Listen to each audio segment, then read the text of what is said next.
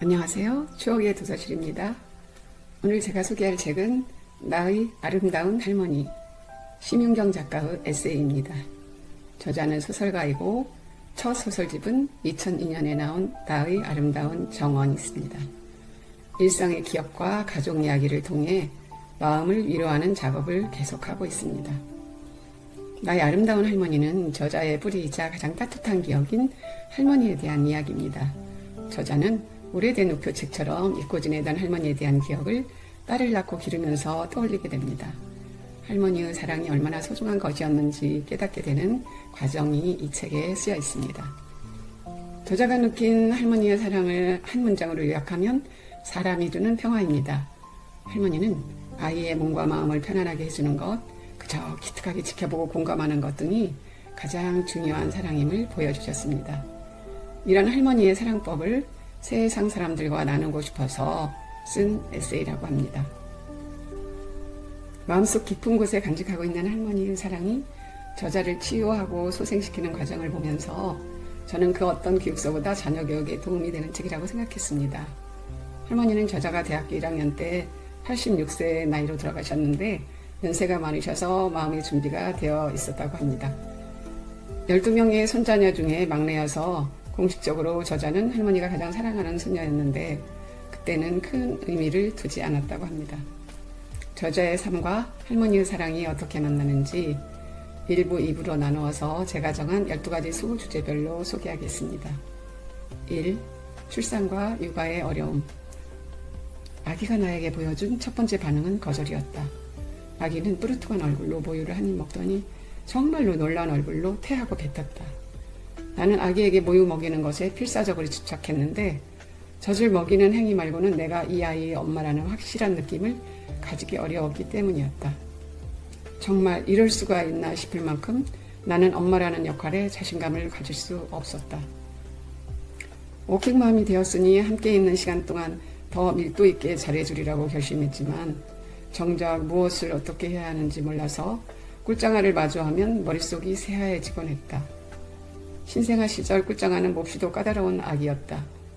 아이는 잠들지 않았고 젖을 물지 않았고 무엇보다도 웃지 않았다. 온몸으로 불행하다고 외치는 것 같았다. 나 때문에 불행한 것이 아닌가 하는 죄책감에 자꾸 사로잡혔다. 어서 해가 뜨기를, 아침과 함께 꿀장아를 달랠 수 있는 친정엄마가 와주기를, 이 아이가 오로지 내 책임만은 아니기를 간절히 기도하며 숱한 밤을 보냈다.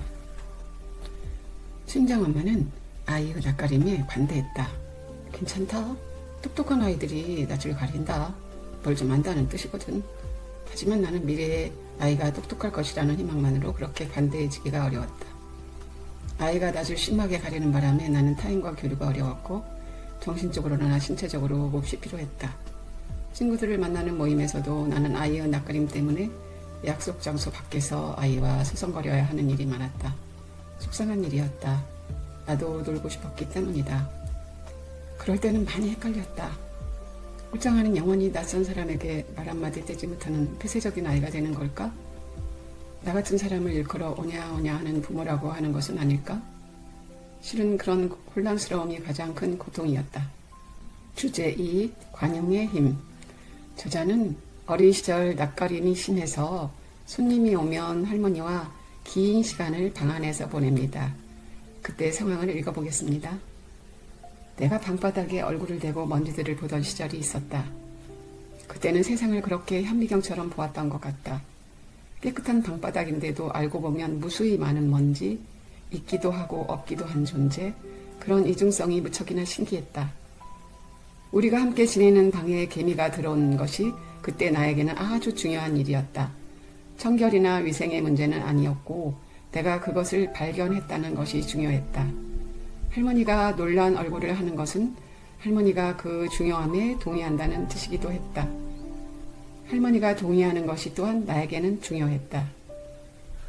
그때 할머니가 방 안에만 있어야 했던 시간이 무료했을 수도 있겠다는 생각이 뒤늦게 들었다.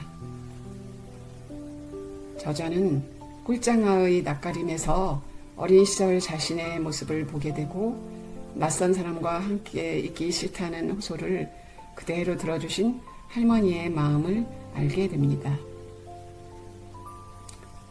낯가림도 편식도 하염없는 어른들의 관용 속에 스르르 사라져 소멸했다. 꿀장애의 짜증과 까다로움이 박멸하거나 극복해야 할 대상이 아닌 것으로 다르게 보기로 마음먹었다. 저자는 할머니와의 일화를 떠올리며 꿀장아가 인생을 풍요롭게 살 수 있도록 하려면 많은 관용이 필요함을 느끼게 됩니다. 주제 3. 40대에 찾아온 위기. 40대의 어느 날 나는 흐느끼며 잠에서 깨어났다. 꿈에서 하던 소리를 여전히 되뇌고 있었다. 이래봤자 다 소용없어. 내 삶에는 아무 문제가 없어 보였다. 그런데도 어느 날 내 발밑에 땅이 무너져 내렸고 절망했다. 성공은 상처를 아물게 하지 않았다. 저자가 이런 상황을 맞이하게 된 원인을 잠깐 살펴보겠습니다. 달리는 말에 책찍질한다는 엄마의 신식 교육은 매우 철저했고 저자는 그것을 거부하지 못하고 따라왔습니다. 그 부작용이 이 시기에 찾아온 것입니다. 할머니는 엄마의 신식 교육에 동의하지 않았습니다.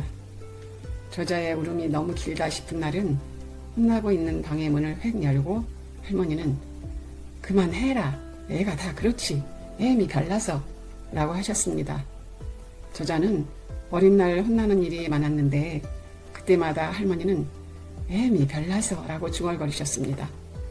그 말은 혼이 나는 이유가 엄마 성격이 유난하기 때문이라는 생각으로 저자의 무의식에 저장되었습니다. 다시 책 속으로 들어가 보겠습니다. 나는 나 자신을 의심하거나 미워할 필요가 없었다.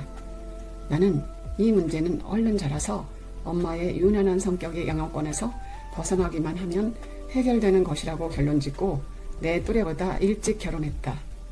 하지만 할머니가 거의 틀어막아줄 뻔했던 자아의 혼란이 중년의 위기로 엄습했다. 나 자신의 좌절에 겹친 꿀장아의 사춘기를 넘기느라 날마다 죽을 것 같은 기분으로 눈을 떴다.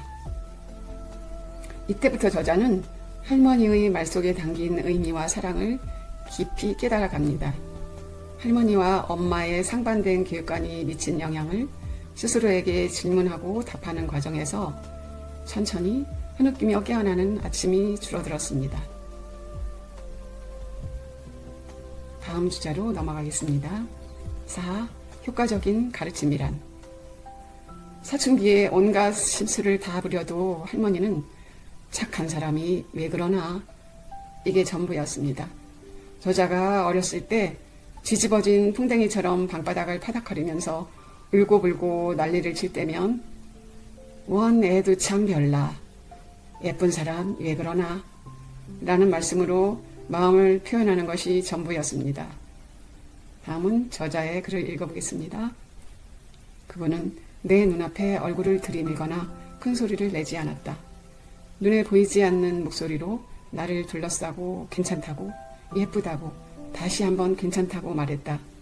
나는 매몰차게 할머니를 떠나고 무심결에 잊었다가 중년의 어느 날 고통과 슬픔으로 흐느끼면서 오래된 방문을 열었는데 그곳에서 할머니가 가득 채워놓은 평화와 사랑을 발견했다.